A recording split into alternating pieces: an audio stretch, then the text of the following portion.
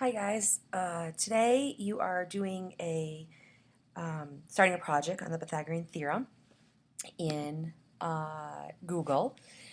This weekend I shared with you a document, and I'm just going to help you get there. So if you're watching this video, then you got to the class website, but make sure that you're bookmarking that website on your computer so that you know how to get there. Everybody should be using this website on a daily basis or every other day. You can see here there's your quiz that you just took and a quiz that's scheduled for next Monday as well. Your answer keys, your worksheet, your notes from classes that we take. If you are in your video and you see a neighbor next to you that's not into the video, just remind them they should get there. And if they don't know how to do that, please help them get to that video. You'll notice that the click here for video is not highlighted yet because I'm currently making the video.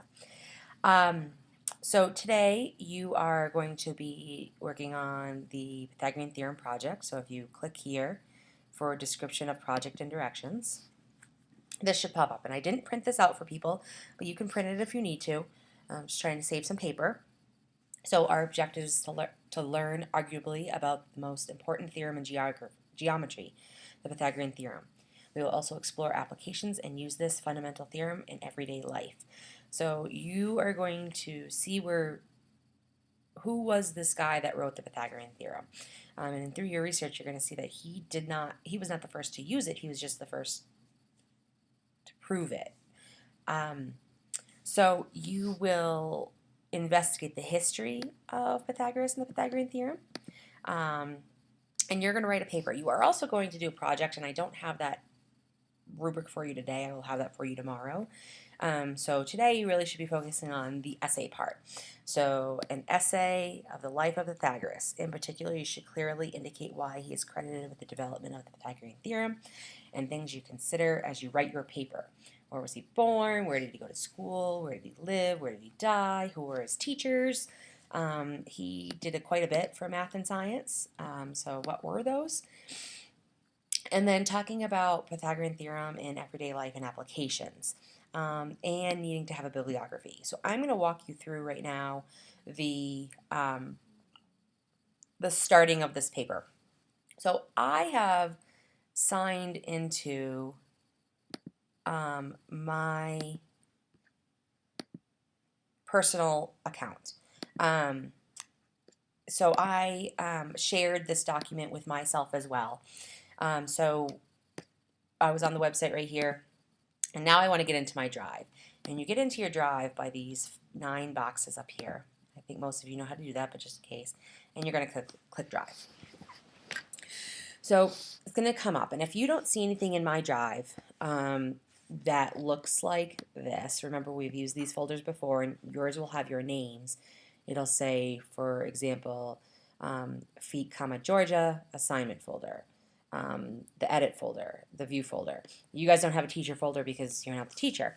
And your edit, view, and assignment folders will have your particular name on it. If you don't see this in your drive, then chances are you haven't moved it over yet.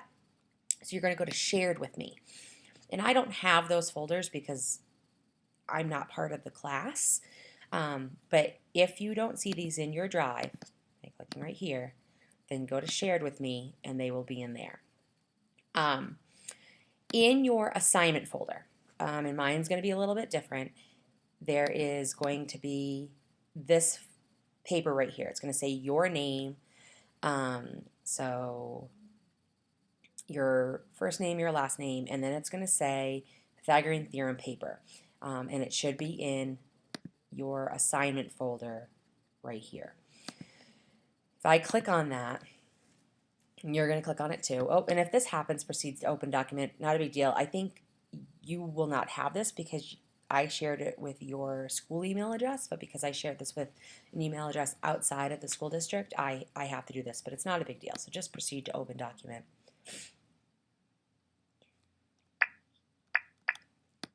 So now this paper should come up. I own this paper, and I have shared it with you. So any edits you make, I get to see it. and I get to check up on it. So I essentially have outlined this paper for you. So your introduction paragraph, introduce Pythagorean theorem, the body of the paragraph, telling in different paragraphs about him, and then the application of everyday life. And then just a conclusion, your idea of Pythagoras, Pythagorean theorem, whatever, just some sort of conclusion paragraph to say it. If you go back to this right here, down at the bottom, there is a rubric that you should be following as you write this paper. This rubric has also been shared with you in your geometry view folder. Oh, one last thing. I know that there are some people that switched at the semester, like you were regular geometry first semester and honors geometry second semester, or vice versa. It doesn't matter that you are now in honors, but we're in regular first. It in your folders will say honors or regular or whatever, so don't worry about that. It's not a big deal. Go back to the rubric here. This rubric is also in that geometry view folder. And you should be using this rubric as you write your paper.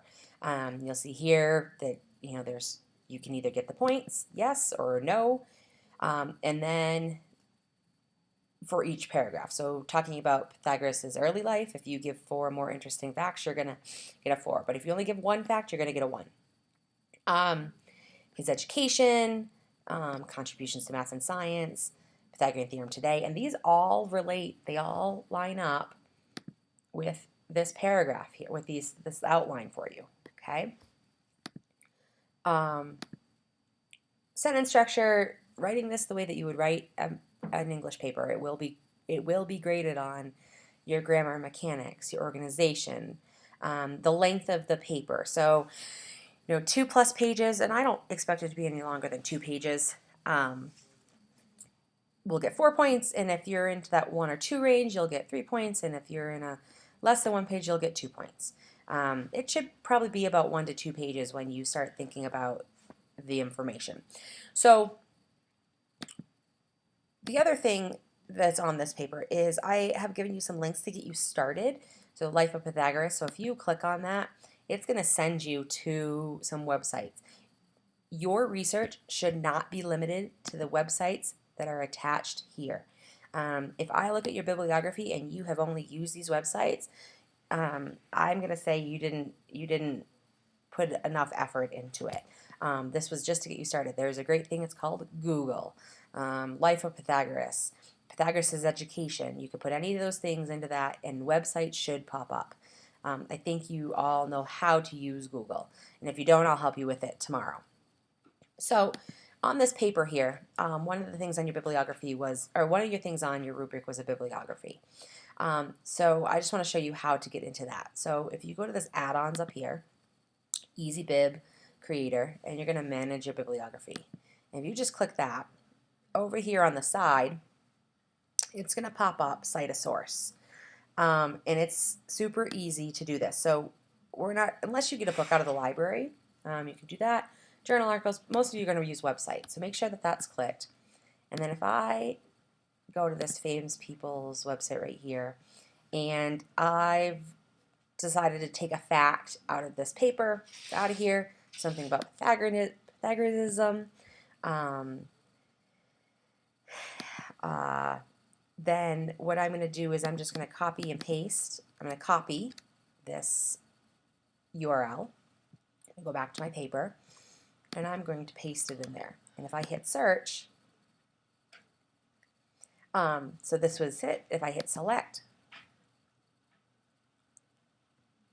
add bibliography to doc, and I don't care, MLA, APA, let's just use MLA. So now I go down here and I should have my works cited. It tells me the date that I went and the website that I went to. If I also used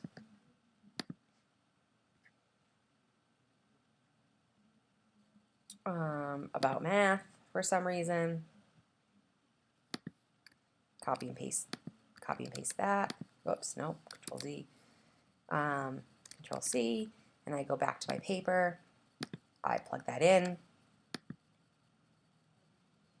So again, select, add, it comes up right here. Okay, so add to doc.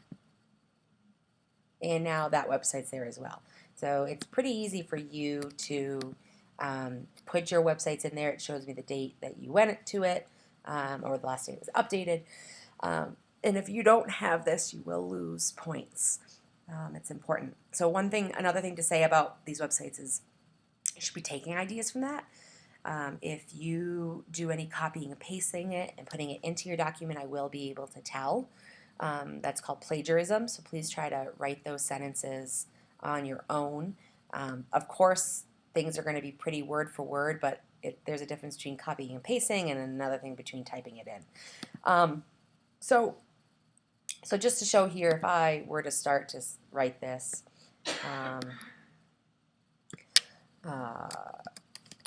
Pythagoras, oops, I spelled that wrong, was an early mathematician. Oh, and again, we all know that I'm a horrible speller. In ancient, oh my gosh, Greece. He is credited for the first proof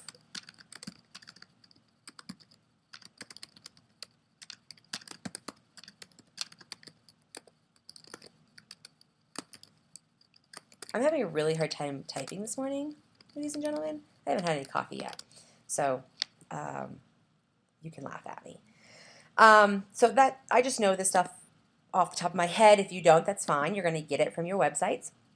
So now you don't have to share this. You don't have to do any of this. Not a big deal. You can just close this, and I'm going to sign out of my personal account.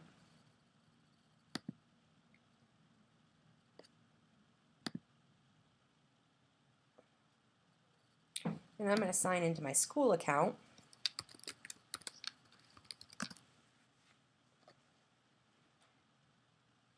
And it brings me back up to my drive. And now if I go into my folder where all this stuff is saved that I have access to, and I go to, actually it won't be in your assignment folders, I'm just going to show you here. So for example, if we're looking at Sarah's, Sarah has the copy right here of the Pythagorean theorem, okay? So she hasn't done any work on hers yet, but hers looks exactly the same as what mine did when I was in my personal account, and this is what she's going to be working on.